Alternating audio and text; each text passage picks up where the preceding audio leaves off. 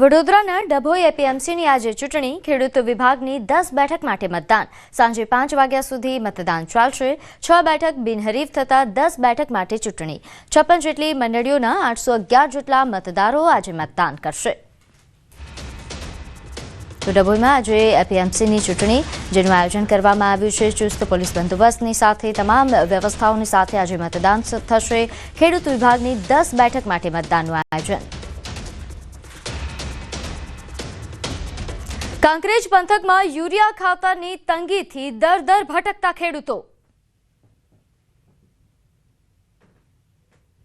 એક તરફ માવઠાનો માર અને બીજી તરફ ખાતરની તંગીથી ખેડૂતોને બમણો ફટકો કાંકરેજ તાલુકામાં યુરિયા ખાતર કૃત્રિમ તંગી ઊભી થતાં ખેડૂતોને સમયસર ખાતર ન મળતા ખેડૂતોને મુશ્કેલી થઈ રહી છે શિયાળુ પાકના વાવેતર માટે હાલ ખાતરની તાતી જરૂરિયાત છે પરંતુ એક સ્ટોર પર ખાતર આવતા ખેડૂતોની લાંબી લાઈન લાગી સવારથી ખેડૂતો લાઈનમાં ઊભા રહ્યા આમ છતાં જોઈએ એટલું ખાતર મળતું નથી ખેડૂતો ખાતર મેળવવા દૂરથી ભટકી રહ્યા છે આમ છતાં ખેડૂતોને યુરિયા ખાતર મળતું નથી કાંકરેજ તાલુકાના ખેડૂતો માત્ર ખેતી અને પશુપાલન પર નિર્ભર છે ત્યારે આ વર્ષે શિયાળુ સિઝન માટે ખરા સમયે ખેડૂતોને યુરિયા ખાતર મળતું નથી ત્યારે ખેડૂતો પોતાનો પાક બચાવવા માટે યુરિયા ખાતર માટે દૂરથી ભટકી રહ્યા છે ખેડૂતોને પોતાના પૈસા અને સમય બંને બગાડવાનો વારો આવ્યો છે ત્યારે ઝડપથી ખાતર પૂરું પાડવામાં આવે તેવી માંગ ઉઠી છે શિયોરી સહિતના સ્થળો પર ઘટ પૂરી કરવા રજૂઆત કરી છે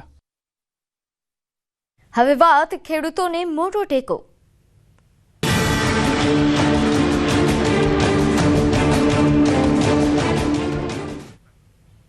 રાજ્ય સરકાર દ્વારા ટેકાના ભાવે ખરીદીનો બીજો દિવસ સરકારે આજે 300 થી વધુ સેન્ટર પર ટેકાના ભાવે ખરીદી કરશે મગફળી મગ અડદ અને સોયાબીનની ટેકાના ભાવે ખરીદી કરવામાં આવશે આ વર્ષે મગફળી માટે 9.31 લાખથી વધુ ખેડૂતોની નોંધણી થઈ છે સોયાબીન માટે 72,900 થી વધુ નોંધણી થઈ